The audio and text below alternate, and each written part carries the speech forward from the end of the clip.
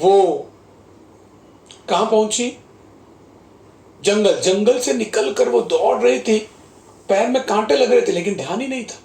रास्ते में एक साधी मुनि तपस्या करते, उसको ठोकर लग गई, उसे पता नहीं और आगे निकल गई। और अपने प्रेमी से मिलकर जब वापस आई शाम के वक्त खुश होकर, तब रास्ते में वो साधु मुनि मिले।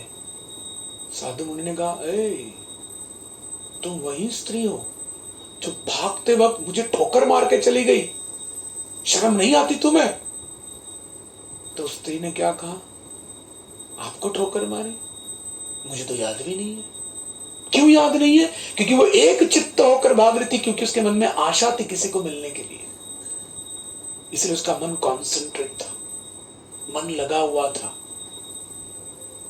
उसने साधु से कहा, तुमसे तो मैं अच्छी, तुम साधु होकर अपने मन को एक चित्त नहीं कर पाए, अगली बार से अच्छे से मन लगाना, और बोलकर निकल गई। समझे आप?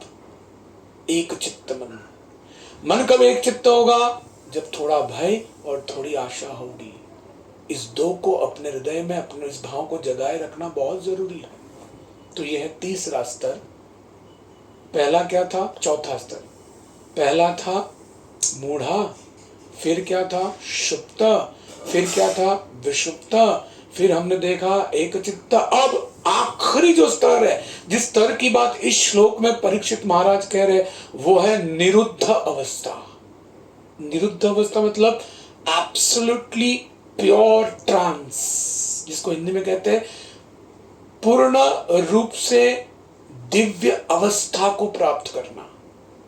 जब ऐसी अवस्था में मन स्थापित होता है तो किसी साधन और भजन की जरूरत नहीं होती, परंतु वो बहुत दूर की बात है, बहुत दूर का लेवल है, जिसको कहते हैं, जैसे होते हैं ना साइकियाट्रिस्ट लोग जब ट्रीटमेंट देते हैं, साइकोलॉजिस्ट, तो क्या कहते हैं, विचार चिंतन से उस व्यक्ति को वास्तविकता में ले आते हैं। जैसे भगवान के बड़े बड़े भक्त हो गए, चैतन्य चरितामृत में एक उदाहरण आता है, नरसिंहानंद ब्रह्मचारी। वो हमेशा श्री चैतन्य महाप्रभु का चिंतन करते थे, और एक बार चिंतन करते करते वो सोचने लग गए, अब चैतन्य महाप्रभु ना वृंदावन से निकल गए होंगे, रास्ते पे कीर्तन कर रहे होंगे।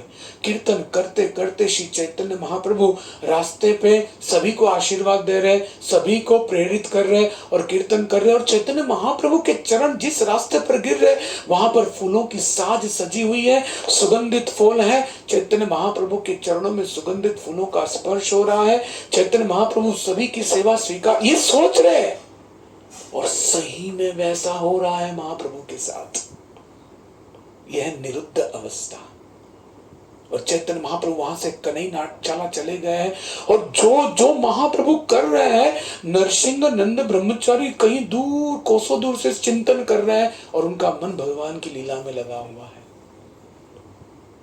ना। वृंदावन के बाबा जी की कथा आती है ना, कि मन से मानसिक मनसा सेवा कर रहे थे, और राधा रानी के लिए, भगवान के लिए खीर बना रहे थे, और बस अभी, हालांकि वास्तविक रूप से उन्होंने कोई साधन रखे नहीं है, परंतु मन चिंतन में वो खीर बना रहे, चूल्हा लगा दिया, खीर बन गई, सारी सामग्री डाल दी, और बाद में जब उन्होंने देखा गर्म है कि नहीं, तो वास्तविकता से सदृश रूप से उनकी उंगली जल गई। यह निरुद्ध अवस्था, बहुत ऊंची अवस्था। इस स्तर पर हमारे मन को ले जाना है। जैसे गोपियां, दूसरा उदाहरण, नारद मुनि घूमते घूमते वृंदावन में आए। जब वृंदावन में आए तो उन्होंने गोपियों को देखा। अब ये जो कथा, ये जो उदाहरण में देने वाला हूं, ध्यान से सुनिए कि निरुद्ध अवस्था क्या होती है। निरुद्ध अवस्था का सबसे एपिटोम जिसको कहते हैं, प्रतीक, मूर्तिमंत उदाहरण का भाव यही है। हम नाम जप कर रहे हैं, हम भगवान की कथा सुन रहे हैं, परंतु क्या हमारी निरुद्ध अवस्था का कभी भाव का अनुभव हमें होता है? हालांकि नहीं होगा, पर वो लेवल पर हमें हमारे मन को ले जाना, तो सोचिए कितनी तीव्रता से, गंभीरता से अभ्यास करना होगा। श्रीमद् भागवत के 11वें स्कंद में भगवान साक्षात उद्धव जी अपने भाई को उद्धव गीता में कहते हैं, बहुत सुंदर सा श्लोक कहते हैं, हर साधक को साधना कैसे करनी चाहिए। उसका ये उदाहरण भगवान कह रहे हैं। हम नाम जप कर रहे हैं, हम भगवान की कथा सुन रहे हैं, हम अर्च विग्रह की सेवा कर रहे हैं, लेकिन भगवान यहाँ पे प्रमाण दे रहे कि आपकी साधना ऐसे हो रही है। कितना सुंदर श्लोक है, देखिए। कथम बी नरो महर्षम द्रवत चेतसा विना बिना आनंद अश्रु कलयम शुद्धिर्भक्त्या विनाशयः। हमें ऐसी साधना करनी चाहिए, भगवान स्वयं कह रहे उद्धव जी को, कि साधना का फायदा क्या हो। सबसे पहले द्रवत चेतना, हमारा जो पाषाणी हृदय है ये धीरे धीरे मेल्ट होना चाहिए, द्रवित होना चाहिए। द्रवत चेतसा, जब तक हृदय द्रवित नहीं होगा, दूसरी अवस्था रोम हर्षम, हमारे रोंगटे भगवान के नाम से खड़े हो जाने चाहिए। हृदय द्रवित होना चाहिए, रोम रोम भगवान के नाम से, साधना से रोमांचित होने चाहिए। बिना आनंद अश्रु कलयम, और आंखों से निरंतर आनंद के अश्रु की धारा की गंगा बहनी चाहिए, गंगा की धारा बहनी चाहिए। और हृदय शुद्ध, तब हृदय शुद्ध होगा। शुद्धिर्भक्ता विनाशयम, जब तक ये नहीं होता तब तक निरुद्ध अवस्था स्थापित नहीं होगी, प्राप्त नहीं होगी। भगवान स्वयं उद्धव जी को कह रहे हैं। इस अवस्था में सोचिए, हमारी अवस्था कहाँ है, हमें कहाँ जाना है। हम यहाँ है, हमें यहाँ जाना है। इसलिए भक्ति को कितनी गंभीरता से लेना होगा। समय बहुत कम है और अभ्यास बहुत करना है। 1 साल बाद परीक्षा है और इतने सारे विषयों को पढ़ना है। तो सोचिए कि विद्यार्थी किस प्रकार से अपने शेड्यूल को बनाकर कितने गंभीरता से पढ़ाई में लग जाता है। हमें तो 1 साल भी नहीं पता, नेक्स्ट मोमेंट पदम पदम यद पदम विपताम न तेषा, नेक्स्ट मोमेंट क्या होगा पता नहीं।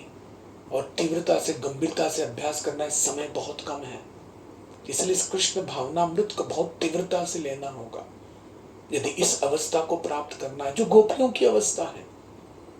नारद मुनि विचरण करते करते कहां आए? वृंदावन आए। और वृंदावन में एक अजीब दृश्य देखा और बहुत ही अचंभित हो गए। सारी गोपियां अष्टांग योग कर रही थी, सीधी बैठकर, आंखें मूंद कर, अलग अलग प्रकार की मुद्राओं को लेकर अलग अलग प्रकार के आसन लगा रही। नारद मुनि अचंभित होकर सोचने लग गए, अरे गोपियां जो सर्वश्रेष्ठ भगवान की भक्त है, जो निरंतर रूप से भगवान के चरणों में जिनका मन लगता है, उन गोपियों को इतनी तपस्या करने की क्या जरूरत है? उन्होंने पूछा एक गोपियों से, एक्सक्यूज मी प्लीज,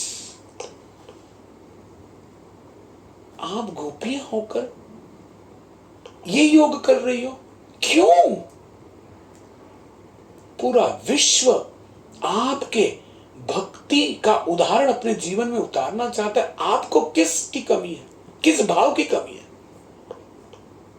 गोपियों ने उत्तर दिया, हम इसीलिए अष्टांग योग कर रहे हैं क्योंकि हमारे हृदय के कण कण सूक्ष्म रूप में कृष्ण इतने बसे हुए हैं कि हम हमारा कोई काम ही नहीं कर पा रहे। हमारे हर काम के बीच कृष्ण भावना आ रही है, तो हम भगवान को निकालने के लिए योग कर रहे हैं। यह निरुद्ध अवस्था। गोपियां भगवान को निकालना चाहती, निकले निकले नहीं भगवान, ये कृष्ण हमें कोई कार्य करने नहीं देता, ऐसा गोपियां कहती। एक वृंदावन के एक बहुत सुंदर महाभागवत वैष्णव ये कथा कर रहे थे। उन्होंने कहा ऐसा गोपियों का भाव क्यों है? बहुत सुंदर उदाहरण दिया उन्होंने। पहले के जमाने में जब राजा अपने बहुत ही महत्वपूर्ण दस्तावेज, डॉक्यूमेंट्स एक राज्य से दूसरे राज्य भेजते, तो उस डॉक्यूमेंट्स पे, उस दस्तावेज पे वो सील मारते। किसका पता है? मोम का सील। मोम होता है ना, मोम। उस मोम को वो पिघलाते और पिघलने के बाद अगर बहुत अति आवश्यक है तो लाल कलर, यदि मंत्री के लेवल का है तो पीला कलर। अब जब मोम को पिघालते तो उस मोम में वो हल्दी डाल देते तो वो हरा रंग हो जाता, उस मोम में थोड़ा कुमकुम मिला देते तो वो लाल रंग हो जाता। और इस प्रकार से सील मार कर वो दस्तावेज भेजते। वो उदाहरण दे रहे थे इसी बात का कि पिघले हुए मोम में यदि आप हल्दी डाल दो और वो मोम यदि सूख जाए तो उस हल्दी को आप कुछ भी किए, कितना भी प्रयास किए, आप निकाल नहीं पाओगे। उसी प्रकार से ये मोम रूपी गोपियों का हृदय है, और इस हृदय में ये कृष्ण रूपी हल्दी ऐसे चढ़ गई है कि वो निकलने वाली नहीं है। उसी अवस्था को प्राप्त करना है, उसी को निरुद्ध अवस्था कहते हैं। हालांकि बहुत उच्च स्तरीय है, वो उच्च स्तर का लेवल है। कैसे प्राप्त होगा? इसलिए चैतन्य महाप्रभु कहते गोपीर भर पद कमलो दास दास दास दासानुदास। ऐसे गोपियों के दासों के दासों के दासों के दासों के दास बनते हुए यदि हम प्रामाणिक रूप से अभ्यास करेंगे, तब जाकर कृपावश वो धारा हमारे हृदय में स्पर्श करेगी। ये वो अवस्था है। मुकुंदमाला स्तोत्र में कुलशेखर ऋषि, बहुत बड़े हुए मुनि, कुलशेखर जी भगवान के महाभागवत, वो कितनी सुंदर प्रार्थना करते हैं। क्या कहते वो? मुकुंद मूर्ध्वा प्रणिपत्य याचे भवंत एकांतम यतंतम अर्थम अविस्मूर्तिर चरणारविंद भवे भवे में स्तुभवत प्रसादाम। हे मेरे प्रिय भगवान मुकुंद, इस संसार में चाहे मुझे फिर से क्यों ना आना पड़े, बार बार जन्म क्यों ना लेना पड़े, मुझे मंजूर है अगर आपकी इच्छा है तो। पर जब मैं जन्म लूं, उस हर क्षण आपका यह दिव्य सच्चिदानंद श्याम सुंदर वृंदावन का स्वरूप मेरे मन रूपी मंदिर में सदा विराजित रहे, शोभायमान रहे। कभी भी उसकी विस्मृति न हो, और आपके प्रति जो आकर्षण है ये हमेशा बना रहे। ऐसे ही आपके चरणों में मैं प्रार्थना करता हूं, कृपया आप मुझ